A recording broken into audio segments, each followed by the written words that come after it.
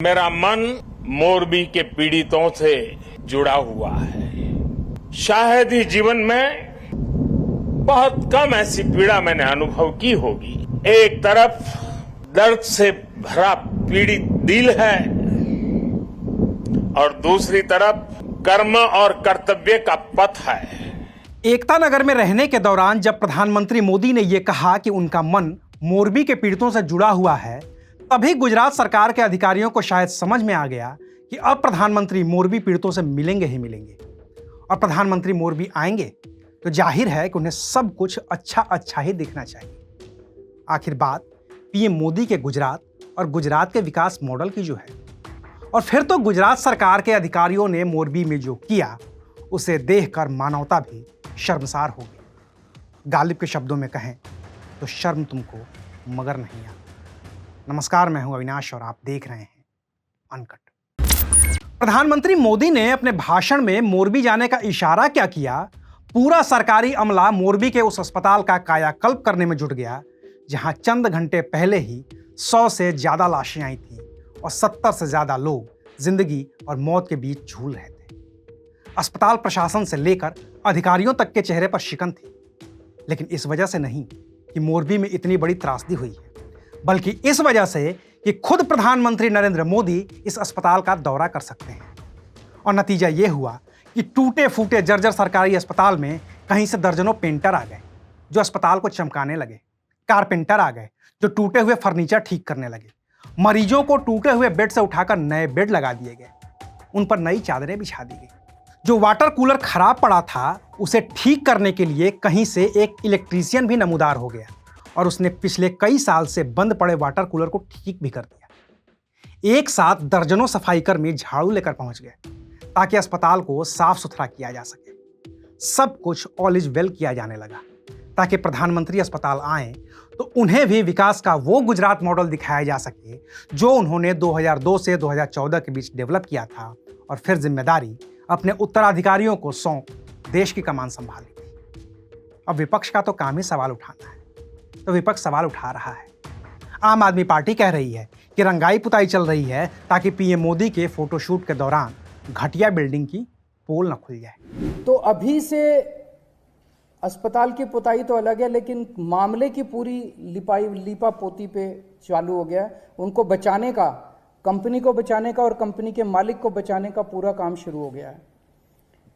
एक आरोप ये लग रहा है, ये पता करना, ये आप लोगों को पता करना पड़ेगा। मैं उनसे पूछना भी चाहता हूं कि क्या ये सच है जो आरोप लग रहा है कि उन्होंने इनकी पार्टी को चंदा दिया है और भारी चंदा दिया है। कांग्रेस इसे त्रासदी का इवेंट बता रही है और कह रही है कि इतने लोग मर गए और ये इवेंट बाजी में लगे हैं। आज अभी रात को मोरबी के सिविल हॉस्पिटल में रंग रोगन किया जा रहा है, नई टाइल्स लगाई जा रही हैं। क्यों? क्योंकि कल मोदी जी घायलों का हालचाल पूछने आ रहे हैं। ये मानव निर्मित त्रासदी हुई है मोरबी में। आज कई घरों में चूल्हे नहीं जले हैं, कुछ लोगों की लाशें भी नहीं मिली हैं अभी, लेकिन इवेंट में कोई कमी नहीं आनी चाहिए। आज कांग्रेस पार्टी ने अपनी यात्राएं स्थगित की, मोदी जी ने अपना कोई इवेंट स्थगित करना उचित नहीं समझा। अरे इस गुजरात ने आपको कहां से कहां तक पहुंचा दिया और आपने गुजरात को क्या दिया? कहां पहुंचा दिया गुजरात को? इतना ही संवेदनशीलता तो आप में हमें उम्मीद थी कि होगी कि एक तरफ जहां इतने लोग त्राही त्राही कर रहे हैं, रो रहे हैं, बिलख रहे हैं, अपने लोगों को ढूंढ रहे हैं, लाशें ढूंढ रहे हैं, आप इसमें भी इवेंट करना चाहते हो? क्या है आपको? एक दिन आप बिना इवेंट के नहीं रह सकते, एक दिन आप बिना स्पॉटलाइट के नहीं रह सकते। क्या यह है गुजरात मॉडल, कॉस्मेटिक मॉडल, लीपापोती मॉडल? क्या कहें इसको? बाकी तो यह सच है कि प्रधानमंत्री नरेंद्र मोदी ने खुद इस पूरे हादसे पर नजर बनाए रखी है, तभी तो तुरंत ही 9 लोगों को गिरफ्तार किया गया है। और गिरफ्तार होने वालों में बड़े बड़े जिम्मेदार हैं, जैसे कि पुल के देखरेख की जिम्मेदारी करने वाले कंपनी के 2 मैनेजर, 2 मजदूर, 3 सिक्योरिटी गार्ड और 2 टिकट क्लर्क। हादसे के सबसे बड़े जिम्मेदार यही तो हैं। बाकी तो छोटे लोगों को ऐसे हादसे में हाथ भी नहीं लगाया जाता है, जैसे कोई पूछ भी नहीं रहा कि पुल की देखरेख की जिम्मेदारी जिस कंपनी ओरेवा के पास थी, उसका एफआईआर में नाम क्यों नहीं है? ओरेवा ने जिस थर्ड पार्टी देवप्रकाश सॉल्यूशन को पुल के रिनोवेशन का काम दिया था, उसका नाम एफआईआर में क्यों नहीं है? मोरबी नगर पालिका के इंजीनियर तो जिम्मेदार हो ही नहीं सकते हैं ना, तो फिर तो उनका नाम नहीं रहेगा एफआईआर में। 2 मजदूर, 3 सिक्योरिटी गार्ड और 2 टिकट क्लर्कों ने ही तो 140 से ज्यादा लोगों की जान ली है, तो उनकी गिरफ्तारी हो ही गई है ना। पूरी जो इन्वेस्टिगेशन के भाग रूप में आज हमने 9 लोगों को अरेस्ट किया है। अब क्या मुख्यमंत्री ऐसे हादसों पर इस्तीफा दे दें? कहीं ऐसा थोड़ा ही होता है। मुख्यमंत्री ने अपना काम कर तो दिया है, जांच कमेटी बनाई तो थी, और कमेटी ने उस हादसे की 25 मिनट तक जांच की है, जिसमें 140 लोगों की मौत हुई है। सोचिए, 25 मिनट कितना लंबा वक्त होता है ना ऐसे छोटे मोटे हादसे की जांच के लिए। लेकिन अधिकारियों ने जांच में अपने कीमती 25 मिनट खर्च किए। बात गुजरात की जो थी, और 25 मिनट की जांच के बाद जो 9 दोषी हैं उन्हें जेल में डाल दिया है।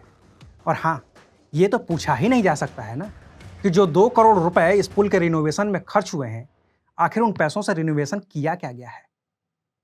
बाकी तो शायर कलीम अजीज का एक शेर ही याद आता है ऐसे मौके पर, जो उन्होंने 1975 में इमरजेंसी लगने के बाद इंदिरा गांधी के लिए कहा था। कलीम अजीज ने कहा था कि दामन पे कोई छींट, न खंजर पे कोई दाग, तुम कत्ल करे हो कि करामात करे हो। ये कत्ल नहीं, करामात ही तो है कि जो मरे हैं वो खुद ही अपनी मौत के दोषी हैं, क्योंकि वो एक हैंगिंग पुल, झूलने वाले पुल पर झूलने क्यों गए थे? मरहूम राहत इंदौरी ने कभी कहा था कि अब कहां ढूंढने जाओगे हमारे कातिल, आप तो कत्ल का इल्जाम हम ही पर रख दो। चुनाव है तो नेता अधिकारी व्यस्त हैं, हम पत्रकार भी व्यस्त हैं चुनाव में, तो हम सब ने मिलकर मरने वालों को ही मरने वालों का कातिल घोषित कर दिया है। शुक्रिया, आप देख रहे थे